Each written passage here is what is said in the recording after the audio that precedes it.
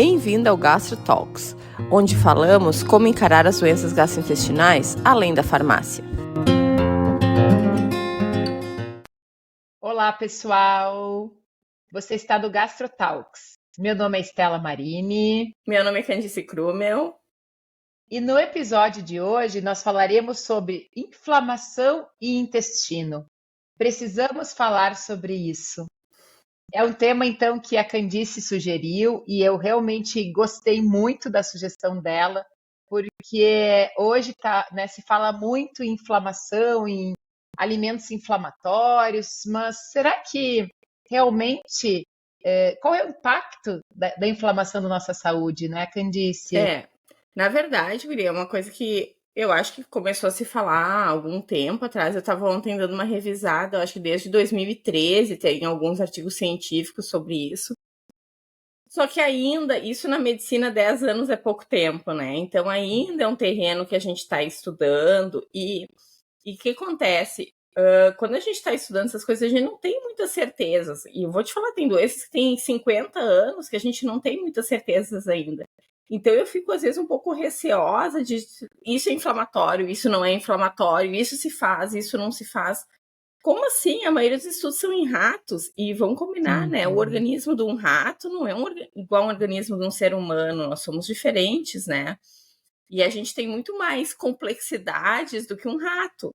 Então, eu acho que é bom a gente falar sobre isso, mas tendo essa ideia que a gente não tem das certezas absolutas sobre o que acontece no nosso corpo, né? O nosso corpo é muito complexo e a gente tem uma noção das coisas que podem acontecer e uma noção de como a gente pode ajudar, mas ainda não existe essa coisa assim, essa certeza, isso é assim, isso não é assim, né? O preto no branco, né? Exatamente. E muitas vezes eu percebo que são vinculadas informações já como a verdades absolutas, né? Exatamente, isso é uma verdade absoluta, E não tem muitas discussão, né? vezes o que eu penso disso tudo é que eu percebo assim a geração até de um terrorismo a nível nutricional, né? Tal alimento é inflamatório, então eu tenho que cortar isso aqui da minha alimentação. E daí a pessoa não consegue cortar porque, nossa, é muito difícil realmente, né? A não ser numa situação realmente tipo, eu sou celíaco, não posso comer mais comer glúten. Ok, tudo bem. Mas assim, né, eu vou cortar açúcar da minha alimentação 100%. Gente, como é que tu vai viver sem açúcar? E aí vem aquela questão do peso na consciência. Olha só, eu tô comendo uma coisa que é inflamatória. E eu penso muito nisso, né? Puxa, mas o estresse que isso gera para a pessoa E até um de. efeito nocebo, porque a pessoa come o negócio achando que vai fazer mal e daí passa mal. Porque ex- achou que, né, é aquela coisa assim, tu come o negócio achando que vai te fazer mal e daí tu passa mal porque tu tava achando que aquilo ia te fazer mal e- mesmo. Exatamente. Então, para nós começarmos o nosso podcast, vamos primeiro conceituar o que é inflamação. Tanto a Pois é, gente né? ouve. Isso que a gente ouve. Na verdade, assim, toda vez que o nosso corpo entra em contato com alguma coisa que ele acha estranha, né, ele ativa o sistema de defesa dele, tá? E chama células para se defender disso que ele acha estranho, e essas células chamam citocinas inflamatórias, que fazem toda uma reação no nosso corpo, né? Que a gente até na medicina fala do calor, do rubor e da dor. O rubor é a vermelhidão, né? Então a gente tem uma unha encravada ali, a gente vai ter calor, vai ter dor e vai ter vermelhidão ali, que é uma reação inflamatória, né? E a gente tem uma inflamação aguda e uma inflamação crônica, né? Não tem muito uma definição de tempo, tipo, a inflamação aguda é 48 horas, a crônica é mais tempo. Na verdade, é pelo tipo de célula inflamatória que é chamada, né? Então, assim, tem células que são características de inflamação aguda e tem células que são mais características de inflamação crônica, né? Então, quando tem um predomínio, a gente fala, isso aqui é uma inflamação aguda, isso aqui é uma inflamação crônica. E o que acontece? O nosso sistema de defesa ele é montado desde que a gente nasce, né? Talvez antes, né? Talvez desde a barriga da mãe. E ele aprende a distinguir o que é bom e o que é ruim, né? Então, no momento que eu tenho contato com uma salmonelose, uma salmonela, o meu sistema de defesa vai dizer: isso aí não dá para deixar entrar. Vamos fazer uma reação inflamatória aqui para tentar matar essa bactéria e ela não entrar no nosso corpo. E isso é uma reação inflamatória adequada, né? ao mesmo tempo que a gente tem essas doenças autoimunes que são reações inflamatórias inadequadas, porque na verdade tu pega alguma coisa do nosso corpo, alguma proteína do nosso corpo, algum tecido do nosso corpo e faz uma reação inflamatória contra aquilo, né? Daí a gente tem, ontem eu atendi uma paciente que tem tireoidite de Hashimoto, que é muito comum, muito comum, e ela estava me falando assim, que sempre falaram para ela tireoidite autoimune, mas quando falaram Hashimoto, que ela teve medo do negócio, entendeu? Quando era o nome, ela teve medo. E eu falei para ela, olha, é uma coisa que não é legal, mas não é uma coisa rara, né? Então acontece, em algum momento tu nasceu com uma predisposição genética, em algum momento teve algum gatilho que o teu sistema de defesa atacou a tua tireoide e destruiu ela, né?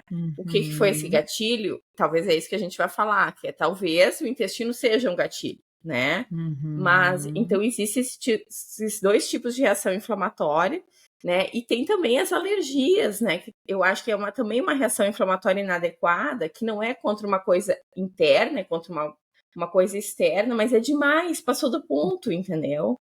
Né? Tu faz uma super reação inflamatória a uma poeira, que era para tu fazer uma reação inflamatória bem pequenininha. Então, assim, quando a gente vai lá limpar alguma coisa, a gente fica com rinite, isso é uma reação inflamatória adequada, porque, na verdade, tentou tanta poeira que aquilo ali fez uma reação inflamatória. Agora, quando tu tem rinite com tudo, é inadequado, né? Não sei se tu quer complementar isso, Ela. Eu gosto muito de falar para os meus pacientes, quando eu falo, principalmente para os pacientes portadores de doença autoimune, né, como tu falaste anteriormente, paciente com doença celíaca, paciente com problemas na tireoide, paciente com diabetes tipo 1, então, pacientes com doenças realmente que a gente sabe que são autoimunes, né? Da onde vem exatamente como tu estava falando. Então, as doenças também não deixa de ser um processo inflamatório num primeiro momento, que gera, mas eu sempre gosto de comparar o sistema imunológico como se fosse a polícia do nosso corpo, né? Então, imagina as células de defesa como sendo a polícia. Só que a polícia, para defender o nosso corpo, ela tem que saber quem é do bem e quem não é do bem. Assim como a polícia, né? Tu tá lá no meio de um tiroteio, o policial tem que saber, tá? Olha só, a Candice e a Estela são do bem, então não vamos atirar nela. Vamos atirar lá nos bandidos que estão roubando. Então, assim, o nosso sistema imunológico, ele tem que ter essa característica, ele tem que ter essa capacidade de reconhecer quais células são nossas, que fazem parte daquele órgão, e quais são fatores externos, são ameaças. E justamente na doença autoimune, o nosso soldadinho de defesa perdem essa capacidade. Então ele começa a atacar as células do bem. E aí gera, né, a doença celíaca, gera, no caso, né, como tu falaste, a tiroidite. A doença inflamatória intestinal, que na verdade, assim, né, também ataca o nosso corpo, né? Exatamente. Então, só que daí, como tu estava falando antes, a inflamação aguda é diferente, porque chegou um corpo estranho, como tu falaste, uma salmonela, a tua polícia está ativa ali, ela já entendeu, não, isso aqui não faz parte, vai embora, né? Então, mas olha o quanto realmente tu falaste, olha a complexidade. Ontem, né, nós fizemos um talk, uma conversa, uma live sobre saúde intestinal e a parte, né, dos probióticos, né? E nós justamente, e a gente já falou aqui no podcast também, a nossa microbiota, o microbioma, que é a quantidade de genes, né, que contém a nossa microbiota é gigante.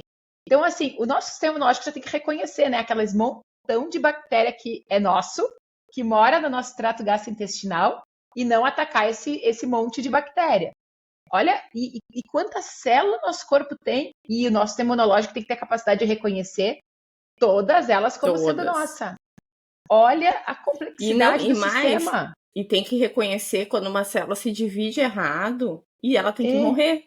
Exatamente. Então, assim, o sistema imunológico, ele faz parte também do controle do câncer, né? Exatamente. Então, no momento que a gente está ali, as células estão se dividindo e uma delas se divide toda torta, ele tem que chegar lá e dizer assim, olha, te mata porque tu não é para continuar se dividindo. E aí vem os natural killers, né? Que exatamente é isso. Então, é muito complexo. E aí, por isso que também me incomoda um pouco, como a Candice falou, essa ideia de generalizar e tal coisa. Gente, só um pouquinho, não é um remédio, não, desculpa, um alimento isoladamente, a não ser, como eu disse, de novo, ressalva, paciente celíaco, ok. Mas um alimento isoladamente, assim, é muito pretensioso dizer que aquele alimento, se eu comer, eu vou ficar toda inflamada. Não é simples assim. Depende de muitos outros fatores. E por isso que eu te pergunto. Não, mas isso é uma coisa que eu ia falar antes que tu falou agora. E, na verdade, assim, eu acho que existem alimentos que não nos fazem bem, né? Tu concorda comigo. Só que o nosso sistema, o nosso corpo, ele nasceu com uma certa flexibilidade. Então, assim, hoje eu posso comer uma coisa que não me faz bem e ele vai. Foi. Agora, claro, se eu comer todos os dias coisas que não me fazem bem, realmente, talvez ele vai dizer, chega, não aguento mais, agora foi, deixa, vai entrar essas toxinas no teu corpo, sinto muito te dizer, né? Então, mas eu acho que a gente nasceu com essa flexibilidade, porque eu tenho que pensar assim, há 70 mil anos atrás, os seres humanos estavam lá caminhando na África, pegando o que tinha para comer. E às vezes nem tudo fazia bem. E tu tem que ter uma flexibilidade de vez em quando, comer coisas que não te fazem bem, e teu corpo diz assim, ok, a gente fez uma mini reação inflamatória aqui, que está contida nela mesma, e segue a vida, né? Perfeito. Dá um oi pro Fabrício aí. Ah, sim, ele chegou da corrida. Não, e outra coisa que eu queria falar, então, que antes, né, que daí agora surgiu talvez é quase uma terceira definição, que é essa inflamação crônica de baixo grau, tá? Que eu acredito, tá? Eu acredito nela, tá? Eu acredito. Então, eu acho também que inflamação? existe. A inflamação crônica de baixo grau.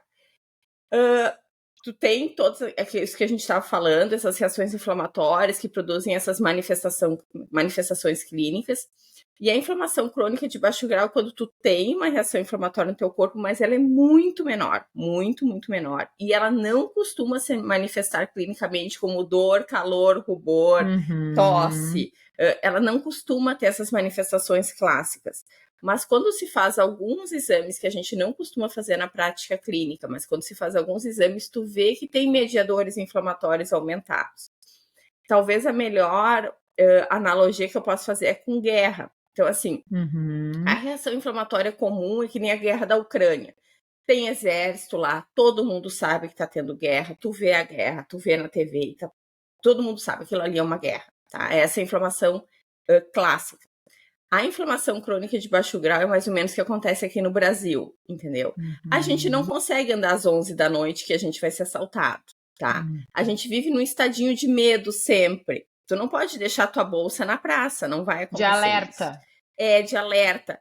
Então, assim, tem sempre rolando algum tipo de violência, entendeu? Baixa, tu convive com ela, tu vai vivendo, tu vai te adaptando, tu vai isso, mas ela tá ali. Ela tá ali, não é uma coisa assim que tu tá tranquila na vida. Tu não tá, tu tem que trancar teu carro, tu tem que fazer seguro, tu tem que isso, tem que aquilo. Porque existe uma violênciazinha que vai indo sempre junto ali, mas que tu vai convivendo com ela. A inflamação crônica de baixo grau é mais ou menos assim. Sempre tem uma inflamaçãozinha no teu corpo, mas tu vai levando, tu vai convivendo, mas não que ela te faça bem. A longo prazo ela faz muito mal. A longo prazo ela realmente faz muito mal. E talvez o maior exemplo disso seja a obesidade. Eu sei que, assim, às vezes eles acusam a gente, médico, de ser gordofóbico, né? Mas a gente sabe que a obesidade cria um estado inflamatório de baixo grau. A pessoa obesa, ela tá sempre um pouquinho inflamada. Por quê? Porque o tecido adiposo produz citocinas inflamatórias, né? E a mais conhecida é o fator de necrose tumoral, que inclusive está relacionado à resistência à insulina, né? É que uma coisa vai levando a outra, tá tudo meio linkado, assim, né? Uma coisa vai puxando a outra, né? Isso já é muito bem, a gente já tem, né, isso já muito bem estudado, que os pacientes, então, o tecido adiposo, ele não é antigamente, né? Antigamente, você achava que não fazia nada, né? Quando a gente entrou na faculdade de medicina, tu entraste em 99, eu acho, né? Eu entrei em 99. Eu entrei em 2000. Então, assim, há 24 anos atrás, que né? Horror.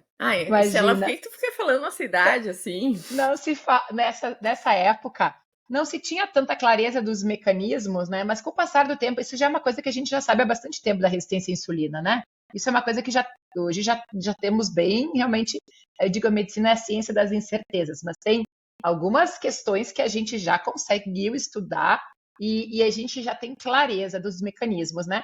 Mas lá, quando a gente entrou na faculdade, a gente ainda achava que tecido gorduroso, ele Não ia estava lá, fazer ele era nada, era um só tecido inerte, né? uma reserva de energia e deu. E com o passar do tempo, se viu que, na verdade, o tecido adiposo, ele não é.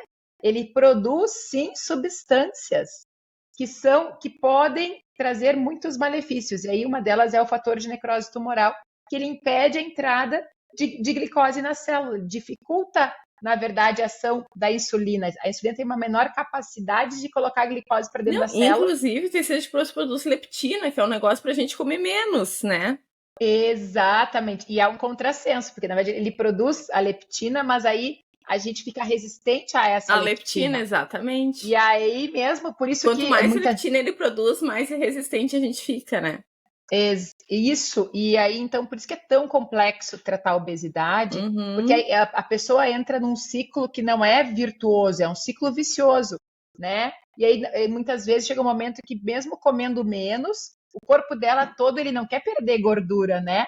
Ele quer, eu digo que para o corpo chega um momento que ele acha que é que nem, eu digo que a gordura é que nem aquele dinheirinho que a gente gosta de deixar reservado na conta. A gente não quer gastar aquele dinheiro, porque, nossa, vai que tem a guerra amanhã, né? Em estado Uhum. de alerta. Então, realmente, por isso que eu digo, né? Obesidade é algo que realmente é muito complexo de ser tratado, porque são muitos fatores envolvidos, né, Candice? Mas eu gostaria que tu falasse para nós agora. Hoje, né, se fala muito da influência da saúde intestinal no nosso sistema imunológico, não é?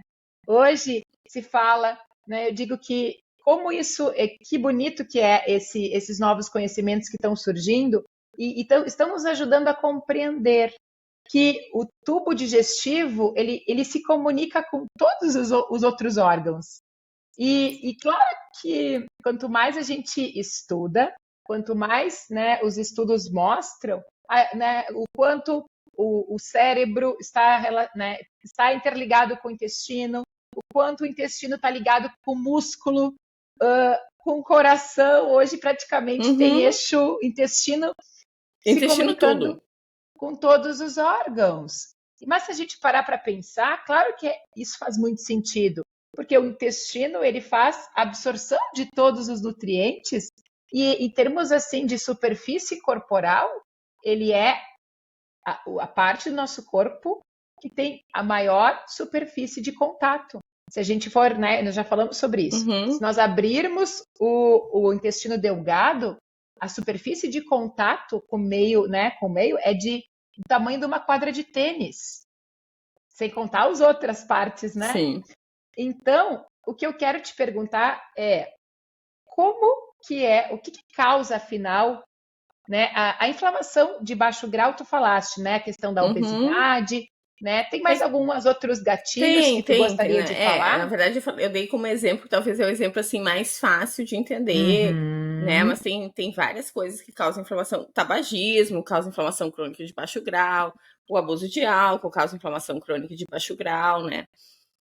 Não, na verdade, tava pensando que esses dias eu vi uma aula que os caras falaram que o século XX foi o século do coração, e o século XXI é o século do intestino. Eu pensei, nós estamos no lugar certo, na hora certa, Verdade. É né? impressionante o quanto hoje tem surgido estudos, mas também, como nós também falamos, né? Informações às vezes que não Porque está se questionáveis. estudando, eu acho que está se estudando, entendeu? É uma coisa que está se estudando, Exatamente. né? Não dá para se empolgar, né? E É, achar que agora vamos tratar o intestino que a gente vai resolver todos os problemas do mundo. Não, também não é assim, né, não, e se a pessoal? gente pensar assim, ó, a medicina, e isso, eu saí da faculdade, assim, hoje em dia eu não sou mais assim, mas a gente, tipo, tem certezas absolutas que caem por terra 15, Uhum. 20 anos depois, entendeu? Então, assim, no Perfeito. século XVII, eles faziam sangria em todo mundo, e essa era a medicina que se fazia, e era a medicina correta para aquela época. Eles davam Uhum. mercúrio, davam arsênico para os pacientes tomar e estava tudo certo. E hoje em dia já sabe que é veneno, né? Então, eu acho, eu tenho medo de ter uma verdade absoluta, entendeu? Eu Uhum. acho que as Uhum. verdades Uhum. absolutas, elas vão caindo, né? Uhum. Conforme a gente vai envelhecendo, né? Verdade. Isso Bom, é muito verdadeiro o que tu está falando, e eu penso muito nisso também. O quanto a gente precisa, muitas vezes, ser orientado por um profissional e não se deixar levar por tudo que aparece na internet, né? Porque eu tenho, né, essa questão do tecnoestresse, que é esse estado de alerta. Meu Deus, isso aqui faz mal, isso vai me inflamar. Isso gera um desgaste para o nosso corpo muito grande também. E esse desgaste, o estresse, gera inflamação de baixo grau, isso a gente sabe também, né? Sim, claro, o estresse, ele é um gatilho. Então, na verdade, sim, que a gente tá falando do intestino, né? 70% do nosso sistema imune está no intestino. Então, na verdade, o intestino é um grande órgão da nossa imunidade, até porque é isso que tu falou, pela superfície corporal dele, ele, tipo, entra em contato com muita coisa o dia inteiro, né? O dia inteiro, né? Então, quando a gente está em jejum, ainda tem coisa passando por ali, né? E ele ainda está vendo o que é bom, o que é ruim, o que é bom, o que é ruim, passa, não passa, blá, blá, blá. Bom, nesse negócio ali, o que acontece, né? Acontece várias coisas que podem ser gatilhos inflamatórios a partir do intestino. Talvez o que a gente mais pense nesse momento é a microbiota intestinal, né? Porque a nossa microbiota ela tem um potencial de ser inflamatória, né? Então, quando a gente tem baixa produção de ácido graxo de cadeia curta, a gente já falou isso no podcast da microbiota, que eu não lembro qual foi. Mas quando a gente tem uma microbiota que não produz assim, coisas benéficas para o nosso intestino, que não ajuda na barreira de muco do nosso intestino, tu acaba tendo aquela coisa que a gente chama de permeabilidade intestinal, né? Então, assim, as células que deveriam estar grudadinhas, elas se separam, né?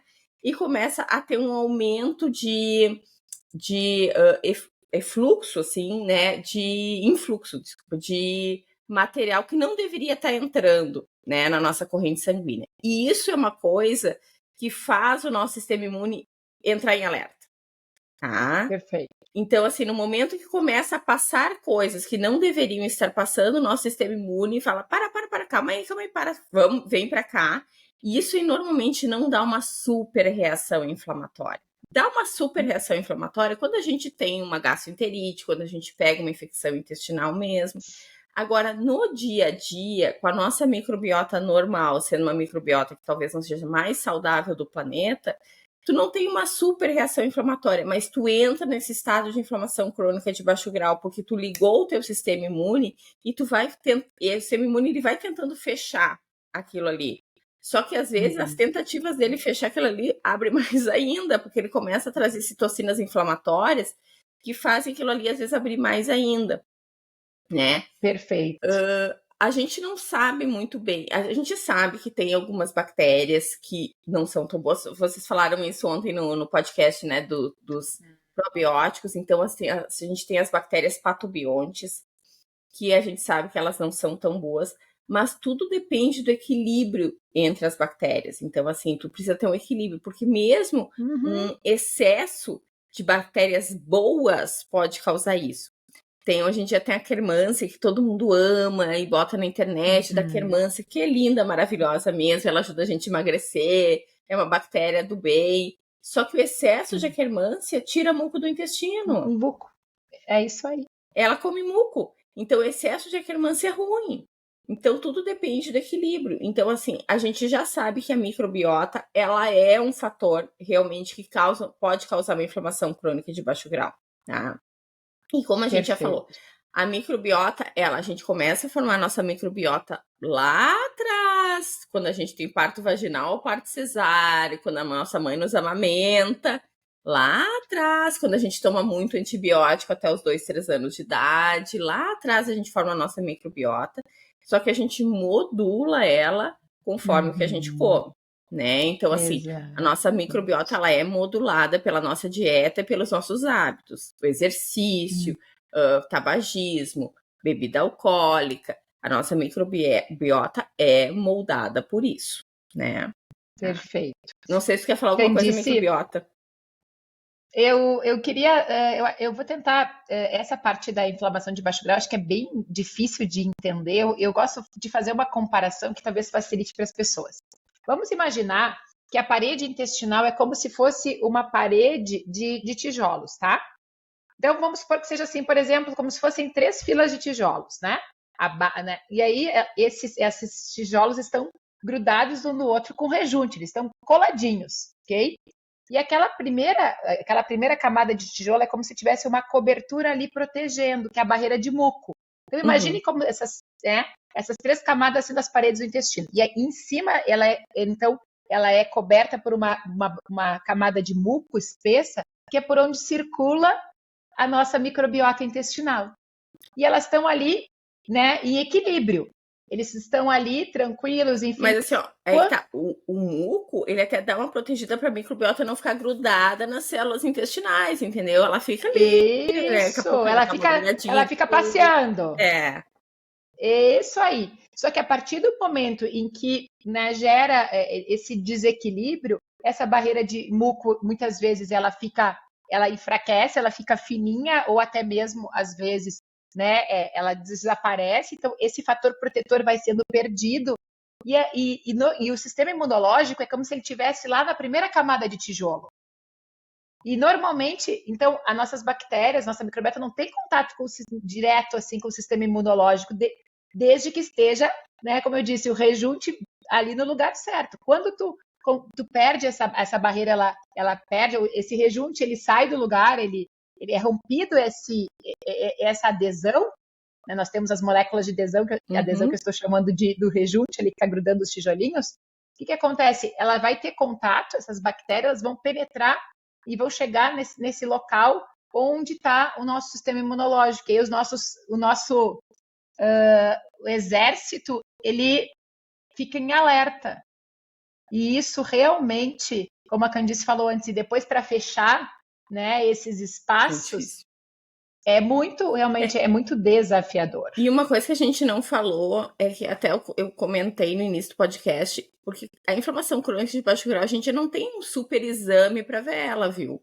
Então, o que acontece? Quando a gente lê artigo científico, eles pedem interleucina 6, interleucina 1, fator de necrose tumoral, que são coisas que não fazem parte, a gente não consegue pedir. Eu não sei se tu consegue, Stella, eu nunca pedi interleucina 6 no mundo, né? Tem uma coisa, tipo assim, de talvez pedir a proteína C reativa, que às vezes a proteína C reativa ela fica num valor ali intermediário entre negativo e alto, que poderia ser um parâmetro, mas não está bem definido também isso.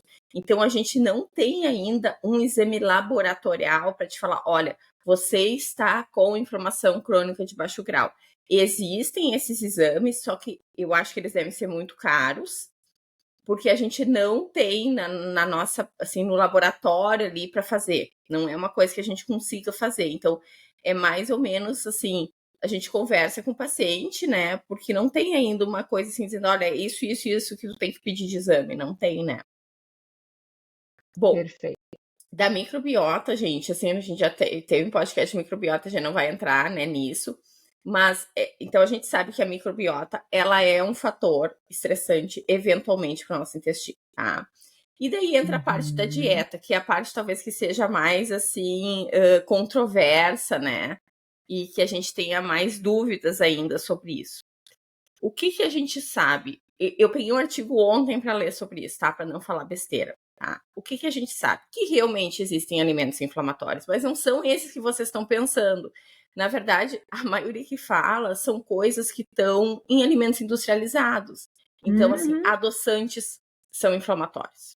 Emulsificantes, que é o que está no sorvete, que é aquela coisa que eles fazem para misturar água com gordura, são inflamatórios, né? Perfeito. Vários tipos de corantes são inflamatórios. Então, quando eles falam assim, o que é inflamatório para o intestino, não entrou ali nem o glúten, nem o leite, nem nada. Entrou essas coisas industrializadas. Isso aí que eles viram que era inflamatório. E gordura saturada. Gordura saturada é inflamatório. Então, até eu me admirei, porque era isso que entrou, né? Perfeito. Mas é exatamente, sabe que no Congresso de Doença Inflamatória, no SEBRAD, eu fiz o pré-congresso de nutrição. Eu sei, eu não fiz porque eu me esqueci E teve uma aula justamente sobre isso, eu achei muito interessante, porque a pessoa que apresentou a aula, ele mostrou as evidências científicas realmente dos alimentos, na verdade, dos compostos químicos, né? Uhum, que estão adicionados na indústria, que são adicionados na indústria alimentícia, como tu falaste, como conservante, como corante, como emulsificante, como adoçante, gerando colite, claro que como tu falaste também, mesma coisa que ele falou, os estudos grande parte em ratos, mas com uma ação realmente, os estudos mostrando que o consumo daquele ingrediente poderia realmente estar desencadeando esse processo inflamatório. E claro que a gente sabe, por exemplo, nós que né, tratamos paciente com doença inflamatória intestinal, uma das causas da doença inflamatória intestinal é justamente a alimentação rica em ultraprocessado. Isso não se discute uhum. mais. Isso já está, né, sempre quando a gente vai estudar sobre a fisiopatologia, ou seja, a origem da doença de Crohn, da retocolite, tudo está lá. A dieta rica em ultraprocessado. Então, Candice, isso que tu falaste que o artigo não é o que a gente já É. tem E na verdade, consolidado, né? eles são inflamatórios por fazer uma disrupção dessa barreira intestinal. Então, eles diminuem a quantidade de muco. Se você pensar assim, tipo assim, os emulsificantes, né?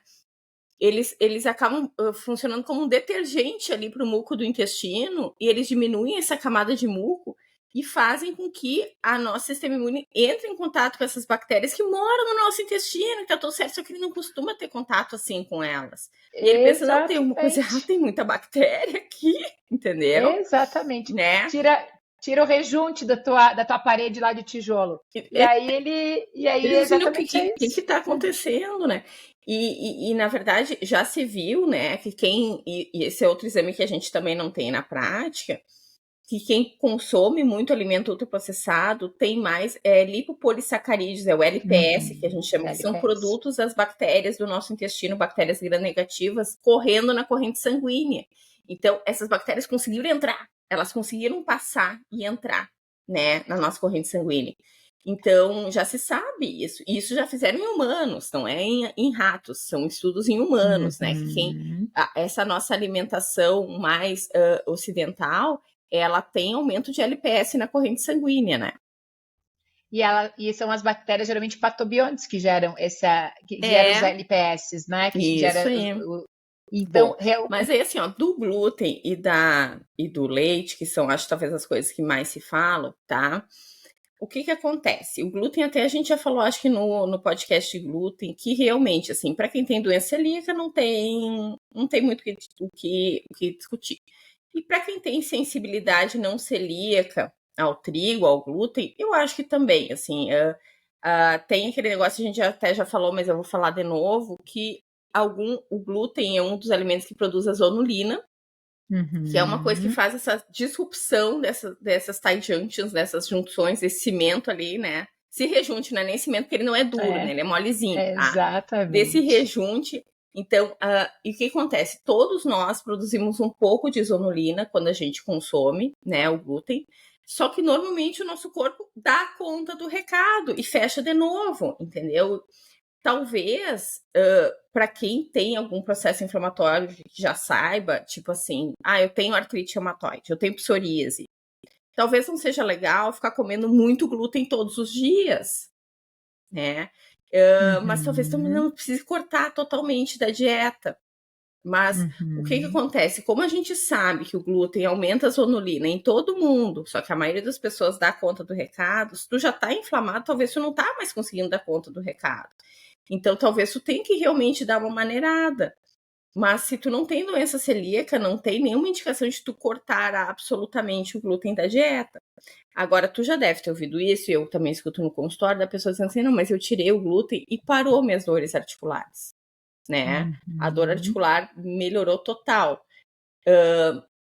Talvez por causa disso que a gente está falando, a gente consome muito mais glúten que nossos antepassados consumiam, muito mais, né? Mas às vezes, né, diante dessa observação do paciente, é Tu acha que é claro, placebo? não acho que é placebo. Eu acho que é difícil da gente ter certeza que seja do glúten, porque assim, imagina que a pessoa começou a comer menos pão, né? E daí provavelmente ela começou a colocar outros alimentos, né? E se esses alimentos são saudáveis, é óbvio que ela vai estar alimentando melhor a microbiota intestinal dela, e isso vai diminuir essa inflamação de baixo grau. que eu quero te dizer com isso? Daqui a pouco a pessoa substituiu o pão por um bolinho de aveia sem glúten. Aveia é um ótimo nutriente para a microbiota intestinal. Então, eu acho interessante essa observação que os pacientes fazem, mas daí eu tento entender, tá, mas o que você hoje está colocando mais no prato, já que o glúten saiu da tua dieta, né? E aí, realmente, uma questão que também eu acho importante da gente falar, tem um estudo que acho que a gente pode até fazer um podcast sobre isso, que é do impacto das dietas restritivas na Acho que a gente microbiota tá na nossa intestinal. lista, né? Isso aí. E tem justamente como é que é a composição da dieta da microbiota intestinal para as pessoas que fazem uma dieta sem glúten.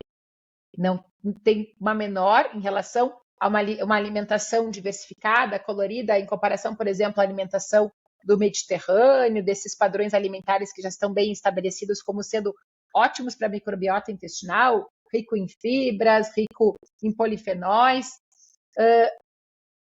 Tem uma menor diversidade da microbiota intestinal. Ah, é. Eu sabia.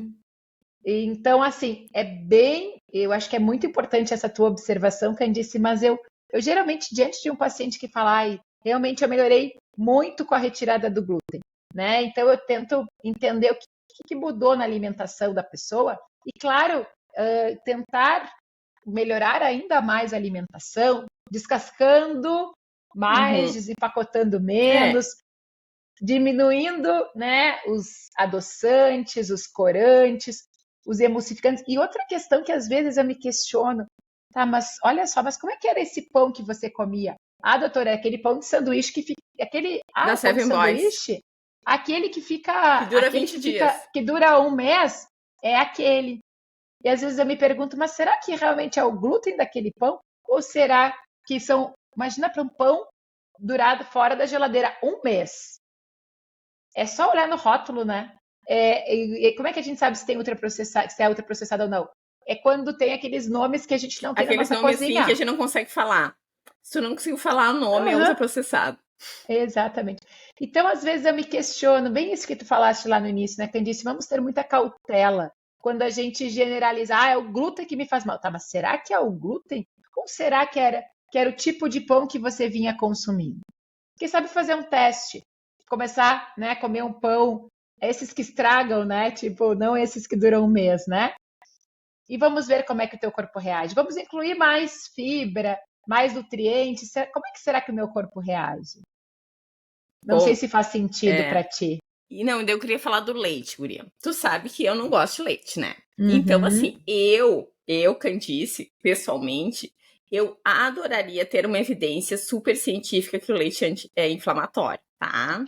Adoraria, não, é sério, adoraria, porque tipo assim, eu procurei isso, eu procurei com afinco, mesmo aquelas revistas científicas horrorosas que tu sabe que publicam qualquer coisa, eu procurei com afinco. Uhum. Com afinco, realmente, tá? Procurando com afinco, todos os estudos, tá? Mostram que na população em geral, o leite não aumenta mediadores inflamatórios, tá? E Uhum. eu tava tentando me provar o contrário.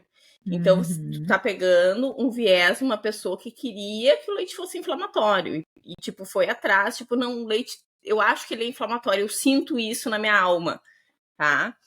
Mas as evidências científicas até o momento não mostram aumento de mediadores inflamatórios com leite, tá? O que acontece é em pacientes com intolerância à lactose, que daí é um Uhum. pouquinho diferente o negócio, tá? Nos pacientes com intolerância à lactose, essa não digestão da lactose produz uma fermentação no intestino que diminui o pH do intestino, muda um pouco a microbiota ali local e tem um aumento de algumas toxinas na corrente sanguínea, tá? Que não tem em quem não tem intolerância à lactose. E essas toxinas, eles falam que podem dar sintomas extraintestinais, como dor de cabeça, dor nas articulações, até problemas de pele, tá? Então, não chega a ser uma coisa assim de inflamatório, mas existe um aumento de algumas toxinas em pacientes com intolerância à lactose que estão consumindo derivados do leite, que dão Uhum. manifestações gastrointestinais. Tá? Isso foi tudo que eu achei procurando com muito afinco, muito afinco, muito afinco de verdade, sabe? Mas esse estudo que tu, né, esse trabalho que tu leste, ele fala qualquer quantidade de lactose ou está relacionado à quantidade? Porque lembra que a gente, no podcast de Não, intolerância à na verdade, lactose, na verdade era um artigo explicando as manifestações extraintestinais da intolerância à lactose. E entendi. daí ele fala assim, eles até falavam o nome das toxinas que eram produzidas e coisa e tal, mas ele não comentou nada disso que a gente falou no podcast de intolerância à lactose, né, da quantidade, isso não. Ele só falou assim, Tá. quem tem, quando faz fermentação, acaba produzindo essas toxinas junto, que são absorvidas na corrente sanguínea e dão esses Uhum, sintomas assim assados, sabe? uhum. E até esses dias chegou para mim uma pergunta que eu vou em breve responder, que é assim, doutora, eu tenho intolerância à lactose, mas todos os comprimidos têm lactose. E aí, o que que eu faço, né? Toma os E nós, comprimidos. nós conversamos sobre isso, né? Que a literatura fala que mesmo a pessoa sendo intolerante, a não ser que ele tenha hipolactasia primária, ou seja, ele não tem nada de enzima, que são casos muito raros. São aquelas crianças que já nascem e não conseguem tomar leite a vida inteira, né? Porque ela não tem enzima, ela tem realmente um problema genético Que é que faz com que raríssimo, não né? produz, exatamente, raríssimo. Esses sim realmente não podem ingerir nada de lactose, mas geralmente nós conseguimos tolerar em torno de 10 gramas. Lembra que a gente discutiu de Uhum. lactose, que seria mais ou menos um copo de leite, né? Então, por isso que eu te perguntei se o estudo fala se isso tem a ver com a quantidade, né? Se existe essa relação da quantidade de lactose Provavelmente que tem, tu porque ingere. assim, menos do que isso não tem fermentação, né? E isso, É isso que eu fiquei quando tem pensando. fermentação, é quando a lactose chega ali no intestino grosso e fermenta, né? Perfeito, Então, perfeito. ali que é o problema. Mas se não tem fermentação, daí E, não teria grandes problemas. E tem mais uma questão aí que eu acho que pode ser um viés, né, Candice? Tu falaste que uma das, né, que já está estabelecido que a gordura saturada pode ser um gatilho. E nós sabemos que a gordura de origem animal, ela é Uhum, uma gordura saturada. Então, a uhum, gordura que tem no leite é gordura saturada. uhum. Então, assim, É. será que daqui a pouco não tem essa influência? E eu acho, sabe, que tem alguns pacientes que me falam assim, que eles começam, tipo assim, eles não têm intolerância à lactose, e talvez eu seja um pouco assim, mas que quando eles tomam leite, eles não se sentem bem. E eu Uhum, acho que é por causa da gordura. uhum, pode ser. Sinceramente, eu não sei. É assim, porque na verdade eu não tenho intolerância à lactose, mas eu fico me sentindo estufada, assim, sabe? Uhum, Não, uhum, não é uma coisa uhum. que me desce bem. Eu vejo que não faz bem pro meu corpo aquilo, sabe? Claro. E eu acho que Mas pode ser por aí, causa da gordura mesmo. claro. E tem mais alguma sobre alimentação, então, e inflamação? Tem mais alguma questão Guria, que tu eu acho que é isso que gostaria? eu vi. É bem pouca coisa mesmo, entendeu? Não é assim, tipo, Mas, olha, tem uma lista de alimentos inflamatórios isso aqui, ó. Emulsificantes, uhum, aditivos, antimicrobianos, adoçantes. Daí aqui eles falam gordura saturada, o sal em excesso, perfeito. e um pouco da gordura saturada é pelo excesso de sais biliares no intestino, por causa do nosso corpo mesmo. E o açúcar também, tá? Uhum, E uhum. era isso. Mas, Mas aqui claro, eles falam assim, ó, estudos em animais. perfeito. Então, eu penso que é muito importante, né, nós termos essa clareza. Quando a gente escuta vinculado, o glúten é inflamatório, a lactose é inflamatória, a carne é inflamatória, tudo é inflamatório. Ok, não é bem assim. Não é, ok, se tu comeres carne o dia inteiro, se tu comeres doce o dia inteiro, se a tua alimentação, se eles forem a base da tua alimentação, pelos estudos, né, como a Candice falou, extrapolando, porque na verdade, isso, como a Candice falou, em seres humanos a gente não sabe. Mas talvez ele possa prejudicar o seu corpo.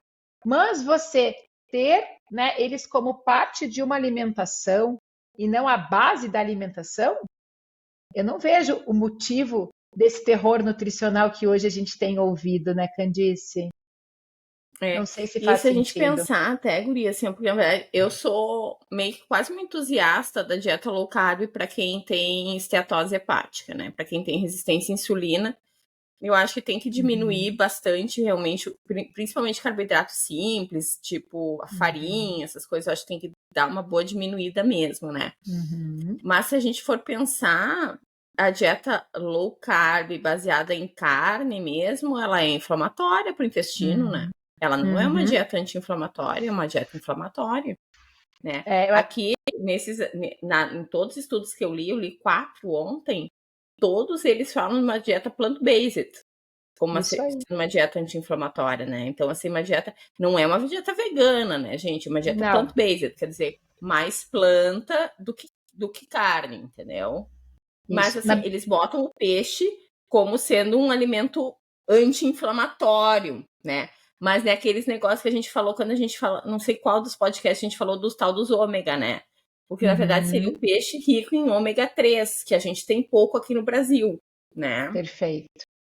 Tu E eles também chegaste. colocam como anti-inflamatório as oleaginosas. Isso. E deixa eu ver o que As mais. fibras devem ter E as sido fibras, isso aí. falado. E as fibras. As fibras, elas são realmente elas têm, né? E os polifenóis também têm um efeito Ah, anti-inflamatório, isso, os né? polifenóis, eu tava esquecendo, tá? Daí até Uhum, eles falam o negócio do vinho, tá? Porque daí os uhum. polifenóis, gente, Do o que tem resveratrol. polifenol? Chocolate amargo tem Uhum. polifenol. O chá verde tem polifenol, né? As frutas As vermelhas. frutas vermelhas e vinho tem polifenol também. Só que eles falam que o problema do vinho é o álcool, porque o álcool é inflamatório, né? Isso. E que não tem ainda nenhum estudo bom em seres humanos que faz assim, tipo, tá, mas até que ponto dá para beber o que é anti-inflamatório, inflamatório, anti-inflamatório, inflamatório. Eles falam assim, olha, provavelmente pequenas quantidades não tem grandes problemas, mas o que é pequena quantidade? A gente não sabe também, né? Então, mas eles colocam isso ali, entendeu? Do vinho. Ah, e Exatamente. o café é anti-inflamatório também. E cúrcuma também, né? A cúrcuma eles vão São- colocar. Mas, Tá. tipo assim, né? Eu acho que eles viram, sim, tipo, que porque a cúrcuma é meio que um suplemento, assim, né? Ainda se considera um Sim, suplemento. Eu entendi. acho que eles viram mais, tipo assim, os alimentos do dia a dia, né? Entendi. E o café, claro que a gente tem que cuidar também a quantidade, mas realmente, principalmente para o fígado, tem estudos com café, né? Com Uhum. benefício para a saúde do fígado, né? Então, essa questão realmente é muito importante, né? Sobre a alimentação. E para a gente, como eu digo, acho que a mensagem aqui que fica sobre, né, quando a gente fala de alimentação e inflamação, não existe, eu digo, não existe um padrão alimentar, uma receita de bolo que seja bom para todo mundo.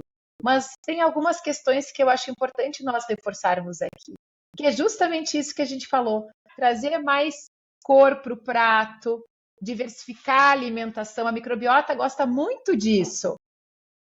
Trazer diferentes alimentos, então não vou comer todos os dias maçã e banana, não. Ok, um dia eu como maçã e banana, outro dia eu vou comer Ameixa que tem a- agora. exatamente, vou comer melancia, agora eu vou puxar, né? Meu pai produz melancia. Vou comer melancia, vou comer melão. Vamos diversificando as frutas do nosso dia a dia.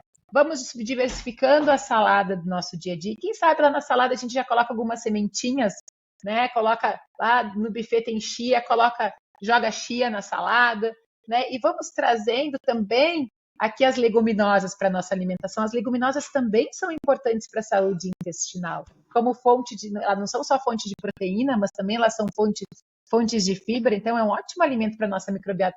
Então, eu penso muito nisso, né, Candice? Incluir mais e excluir menos. Então, se eu for incluir mais, automaticamente eu vou comer menos massa, vou diminuir o glúten da alimentação, eu vou comer menos fritura, menos gordura saturada, que é a gordura que está presente geralmente nos alimentos de origem animal.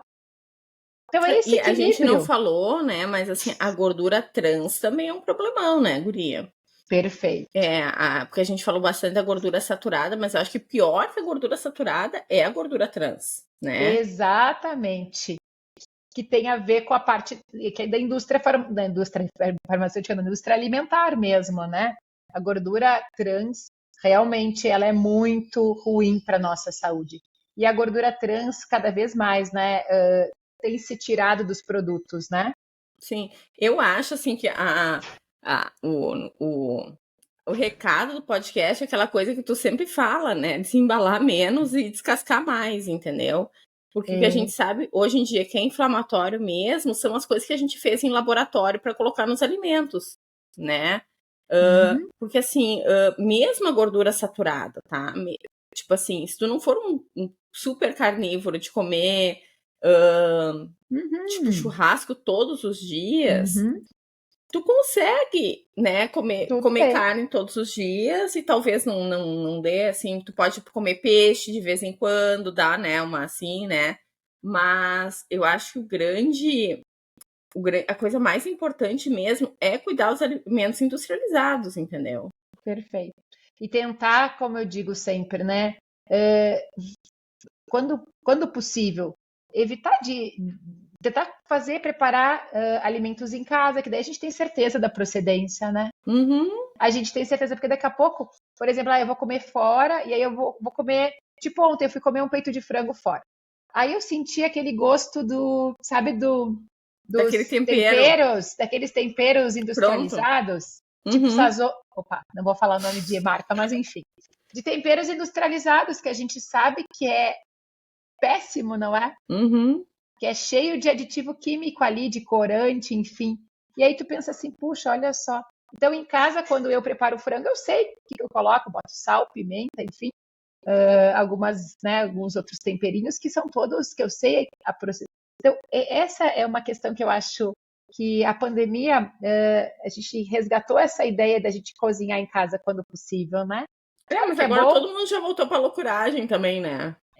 é bom comer fora, mas quem sabe, né, a gente começa a cozinhar mais, né? Tem um projeto que eu Uhum. acho bem legal, que é os médicos na cozinha. E eu acho que é bem isso, retomar coisas que a gente sabe que fazem bem para a nossa saúde, né? Para a saúde do nosso corpo. Não, acho que é A isso aí. gente, a gente já está quase, né, se caminhando para o Uhum. final. E aí, então, a minha pergunta final é, Candice, diante de tudo que tu estudou, não só, né, agora para a gravação do nosso podcast, mas a Candice já vem estudando microbiota, já vem, né, se dedicando ao estudo da saúde intestinal já há muito tempo, então ela tem aí um know-how muito grande no assunto. O que nós podemos fazer, né, para tentar melhorar a permeabilidade intestinal? Ou seja, para evitar que o nosso rejunte, né, que está grudando as células do nosso intestino, ele não saia, ele fique lá, né, e não exista essa ruptura da barreira intestinal. Conta para Eu acho que nós. algumas coisas a gente já falou, né? Talvez só reforçar que, na verdade, assim, para a gente manter uma boa saúde da microbiota, a maioria dos estudos bota assim, é fibra, tá? A gente alimenta a bactéria boa com fibra. Fibra fermenta eventualmente, tá? Então, eventualmente tem um pouco de fermentação e tudo mais, mas dietas muito restritivas, que tiram muita fibra, elas são grandes gatilhos inflamatórios intestinais. Então, até ontem, estava falando com uma paciente que ela falou que ela fez com a Nutri, modulação intestinal, que ficou muito bem naquele mês de restrição. Eu falei para ela, mas aquilo ali não tem como manter a longo prazo. Ah, não tem como manter a longo prazo. E ela fala, eu sei. Beleza, porque assim, grandes restrições alimentares diminui diversidade intestinal, diminui a diversidade da microbiota, e isso aí são coisas que estão associadas com disbiose e, consequentemente, com o aumento da permeabilidade intestinal. Então, assim, para a gente nutrir bactérias, a gente tem que botar fibra, tem que colocar polifenóis, como a gente já falou, tem que diminuir as toxinas que entram ali dentro do intestino, seja as toxinas que estão na nossa dieta. Daí, assim, ó, é aqueles buracos sem fundo, porque tem agrotóxico, tem tudo isso. Então, tudo que a gente puder diminuir é o melhor, mas não tem como tirar tudo, a gente não consegue viver dentro de uma bolha. Diminuir toxinas como o álcool, diminuir toxinas como o tabagismo. O tabagismo é ruim para o intestino também, tá? Mesmo, vai pro pulmão, sei, tá? E daí tem essas outras coisas que a gente deu uma pincelada, porque é muita coisa, que é o manejo do estresse. O estresse é um gatilho Uhum. inflamatório, a gente já sabe, o estresse aumenta interleucinas também, que são essas citocinas inflamatórias. O exercício físico, ele, por liberar mediadores anti-inflamatórios, ele acaba sendo bom para o intestino, ele melhora o peristaltismo do intestino também, a movimentação no intestino. Não dormir é gatilho inflamatório, não dormir é gatilho inflamatório. A gente tem que pensar o seguinte: quando a gente está dormindo, o nosso fígado vai tirando, vai produzindo, vai tirando as toxinas da corrente sanguínea e botando no nosso cocô lá e botando no nosso xixi. Então, quando a gente não dorme, essas toxinas elas ficam circulando no nosso corpo. Não dormir é gatilho inflamatório, tá? Se a gente fica sem dormir, a gente morre, certo? E aí a gente não sabe por que a gente morre, mas a gente morre, tá? Mais precocemente, né? Não, mas se tu fizer um experimento e ficar sem dormir, tu vai morrer, Que nem não entendeu? tomar água, né? Não adianta. O corpo não resiste, tá? Então, assim, não dormir é gatilho inflamatório também. Então, acho que não adianta, a gente tem que cuidar da casa, e tem que cuidar do parquinho, e tem que cuidar da calçada, e tem que cuidar da rua, entendeu? A gente tem que cuidar do entorno, sabe? Perfeito, exatamente. Para ter saúde intestinal, como nós também falamos ontem, como é importante cuidar do todo, porque é óbvio, né, que o todo tem um impacto direto. E aí eu digo, né, Candice, o poder das nossas escolhas. O poder das nossas escolhas. Eu digo que a nossa saúde, não é eu que digo, né? Isso a gente tem cada vez mais certeza, né? Depende, antes a gente falava sempre da genética, e eu fico pensando o quanto essa ideia do passado, eu sou de uma família de hipertenso, meu pai é diabético, A gente tira a não, responsabilidade da não tenho o gente, que né? fazer. Exatamente, eu tiro a minha autorresponsabilidade. Uhum. Não, eu tô fadada, daqui a 40 anos igual a minha mãe, eu vou ser hipertensa também, eu vou ser diabética, né, aos 50 que nem meu pai. Opa, não é mais assim, gente. Claro, a gente sabe que tem as doenças, que tem, sim, que a origem, ela é genética, sim, mas a gente sabe que, geralmente, o que é o gatilho para ligar e desligar aquele jeito são as nossas escolhas. Então, fazer escolhas melhores no nosso dia a dia não é só para a nossa saúde da microbiota, mas é para a nossa saúde como um todo. Quando a gente escolhe, ao invés de desempacotar um biscoito, que é muito mais fácil, né? Do que lá, pega uma faca, descasca uma laranja, por exemplo. É óbvio que é que não. E é mais apetitoso também comer um biscoito do que lá descascar uma laranja, enfim. É mais fácil, é saboroso. Um biscoito recheado, então, né, Candice? Mas imagina quanto realmente eu estou ganhando em saúde quando eu escolho descascar ao invés de desempacotar. Quando eu escolho sair do sofá, por exemplo, né?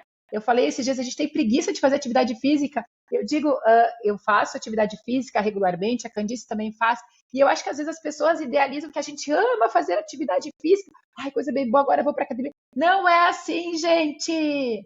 Eu faço a fio 3 anos, né? Pelo menos 4, 5 vezes atividade física por semana. Não é assim, todos os dias a minha mente diz assim, não vai, fica mais um pouquinho na cama, né? Eu vou cedinho, às 6 da manhã.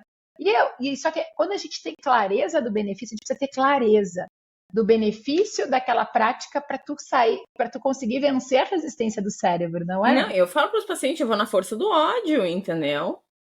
E, Às por vezes exemplo, tá chovendo, tá frio, e daí assim, daí tá. Daí tu tem que ir na força do ódio, tem que pensar assim, eu não posso dizer não. Não existe essa possibilidade, entendeu? exatamente, é um compromisso na minha É um agenda, minha compromisso. atividade Eu física é um compromisso. não tem, Assim não como eu tem tenho no trabalho. pensar, será que eu fico na cama? Não existe essa possibilidade. E aí, quando tu vence a resistência do cérebro, esses dias eu falei sobre isso, lá na corrida, por exemplo, os primeiros 5 minutos é caótico, tu quer desistir a todo momento. Mas depois que tu conseguiu vencer a resistência do teu cérebro, vai, tu corre 10, tu corre 20 numa boa. Então, isso é realmente fazer escolhas melhores. Assim a gente vai estar modulando a nossa microbiota intestinal. Não, Quando a guria, gente faz escolhas melhores, quando a gente consegue se exercitar, vencer a preguiça, quando a gente consegue gerenciar melhor o estresse, porque uma coisa está ligada à outra. Eu me exercito, eu ajudo a liberar substâncias que vão dar aquele bem-estar mental. Eu vou conseguir gerenciar melhor o estresse. O sono, claro que é muito bom ficar maratonando uma série até 1 da manhã. Quem é que não gosta? Mas quando eu tenho clareza da importância do sono para a minha saúde como um todo, opa, ok, vamos deixar para maratonar no final de semana, aí eu vou abrir uma exceção na minha agenda, mas não que isso se torne uma rotina. Não, e eu acho assim, essa coisa genética, eu até tava falando com essa mesma paciente ontem do Hashimoto, que ela falou, mas por quê, bobobã, né? Tipo, na minha família, eu acho que 90% das mulheres têm Hashimoto, tá? Todas as minhas tias têm, a minha mãe tem, a minha irmã tem, minhas primas têm, entendeu? E eu não tenho. Tá? Não sei se eu não vou ter no futuro, claro, né? Mas, assim, eu tenho quase certeza absoluta que eu tenho a genética, né? Porque todas as mulheres da minha família têm, mas eu não tenho. E eu já fiz 1 zilhão de testes porque eu tenho uma intolerância ao frio extremo. Eu fico pensando, não, eu tenho certo que eu tenho hipotireoidismo, mas eu não tenho. Eu não tenho nem anticorpos, não tenho nada. Que legal. Né? Então, assim, ó, eu tenho essa carga genética, eu tenho quase certeza absoluta, mas não apareceu. Não, eu não tive nenhum gatilho até o momento, né? O teu gene não ligou. Meu gene não ligou. Perfeito. É que nem a questão da doença celíaca. Nós temos 30% de chance de ter o DQ2 ou DQ8. Mas se vai ligar ou desligar, não é não comer glúten para não ter doença celíaca, é muito pelo contrário, né? A gente realmente é essa alimentação saudável, diversificada, inclusive com glúten. Porque se a gente restringe, parece que sim, é gatilho. Então, olha como é importante você ser orientado por um profissional, né, que realmente estude, que esteja a par das evidências científicas mais, né? Eu digo, a ciência está sempre se renovando, né? O conhecimento científico está sempre aumentando, mas como é importante realmente, antes de retirar um alimento da alimentação, busque a ajuda de um profissional, seja um profissional da nutrição, seja um gastroenterologista, né? Enfim, que goste disso, né? Exatamente. Querida, estamos encerrando, então, fechamos aí uma hora de conversa. Então, voltamos 2024. 2024, vamos lá, o GastroTalks continua, sempre trazendo esse olhar além da farmácia, mas baseado em evidência científica. Eu convido vocês a nos seguirem nas redes sociais. O meu Instagram é Estela Marini Gastro. E o meu é Candice Plumel.gastro. Deixem sugestões, deixem suas perguntas, que nós iremos, na sequência, então, responder e elas vão ser muito importantes, né, para os nossos próximos podcasts. Beleza. Um ótimo dia. Até tchau, o próximo. Beijo. Tchau, pessoal. Tchau.